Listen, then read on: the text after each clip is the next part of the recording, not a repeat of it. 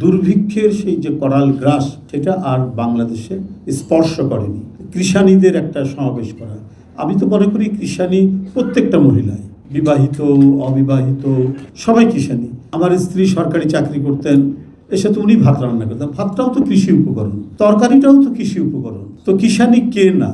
আর budget এমন একটি technical subject, এটা স্ট্যাটিস্টিক্যালি কোয়ালিফাই করে বক্তৃতা করা খুব কঠিন। মানে আমরা যারা মাঠে ময়দানে রাজনীতি করা লোক, মেঠো লোক, সোজা কথা, আমাদের কাছে এটা খুবই মানে মানে কঠিন ব্যাপার আর কি, এত কিছু বলা। আমরা সাদা চোখে মোটা দাগে যা দেখেছি, যা জানি, তার উপরেই আমরা করব। সচিব মহোদয় বলেছেন কৃষানীদের একটা সমাবেশ করা, আমি তো মনে করি কৃষানী প্রত্যেকটা মহিলায়, বিবাহিত অবিবাহিত, যারা কৃষির সাথে সম্পর্কিত বা কৃষির সাথে সম্পর্কিত নন, চাকরিজীবী মহিলা, শিক্ষিত অর্ধশিক্ষিত অশিক্ষিত সবাই কৃষানী। যে আমার স্ত্রী সরকারি চাকরি করতেন, এসে তো উনি ভাত রান্না করতেন, ভাতটাও তো কৃষি উপকরণ, তরকারিটাও তো কৃষি উপকরণ, তো কৃষানী কে না, সবাই কৃষানী।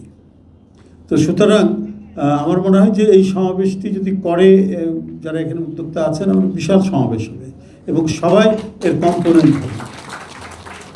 তো যাই হোক, আমি যেটা আমার মনে হয় যে এখানে যে ভিশন যেটা দেওয়া হয়েছে এই বাজেটে, প্রায় 9,38,000 কোটি টাকার এই বাজেটে যে ভিশনটা দেওয়া আছে, আমি মনে করি এটা খুব গুরুত্বপূর্ণ। সেটা যে টার্গেট যেটা করা হয়েছে, যে আপনার 42,50,000 কৃষক যারা কৃষির সাথে সম্পর্কিত, তাদেরকে কৃষি কার্ড দেওয়ার যে টার্গেট, আমার মনে হয় রুরাল ফিন্যান্সিংয়ে একটা খুব বড় ব্যাপার কৃষির উন্নয়নের জন্য। আমি কৃষি ব্যাংকের চেয়ারম্যান থাকা অবস্থায়, রাখাবের চেয়ারম্যান থাকা অবস্থায় এটা আমি দেখেছি।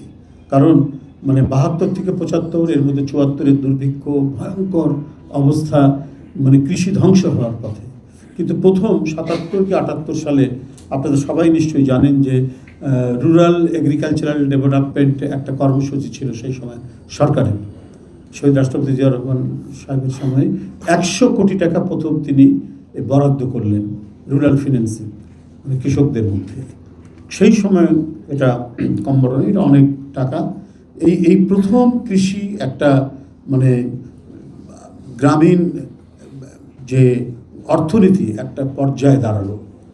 এটা আমি এখানে কাজ করতে গিয়ে, কৃষি ব্যাংকে কাজ করতে গিয়ে এটা আমি জানতে পেরেছি এই প্রথম। কারণ দুর্ভিক্ষের, আমি তখন ছোটোবেলায় আমি নিজেও দেখেছি যে একটা বাড়িতে ধোঁয়া উঠছে, মানে 200-300 লোক দাঁড়িয়ে গেছে শুধু ফ্যানের জন্য।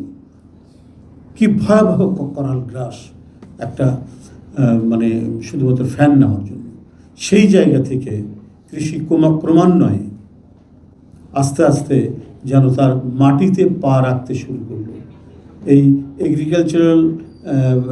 এগ্রিকালচার রুরাল বা রুরাল এগ্রিকালচার ক্রেডিট প্রোগ্রাম, এরকম একটা কর্মসূচি দেওয়া হলো। এটার থেকে শুরু হলো, এবং এই শুরু হতে গিয়ে এর সাথে আরও অনুষঙ্গ যোগ হয়েছে। আপনার কি বলে যে কৃষিতে যান্ত্রিকীকরণের প্রায় প্রাথমিক পদক্ষেপগুলো আমরা সেই সময় দেখেছি। পাওয়ার টিলারের প্রসার আমরা দেখলাম যে সেই সময়, খাল কাটা হলো বিস্তৃতভাবে, এবং সক্ষম হলো সেই সরকার বা সেই বাংলাদেশ যে বিদেশে চাল রপ্তানি করা, এবং সেটারই এক্সটেনশন আজ পর্যন্ত চলছে, যে কমপক্ষে দুর্ভিক্ষের সেই যে করাল গ্রাস সেটা আর বাংলাদেশে স্পর্শ করেনি। এটা হচ্ছে একটা বড় দিক।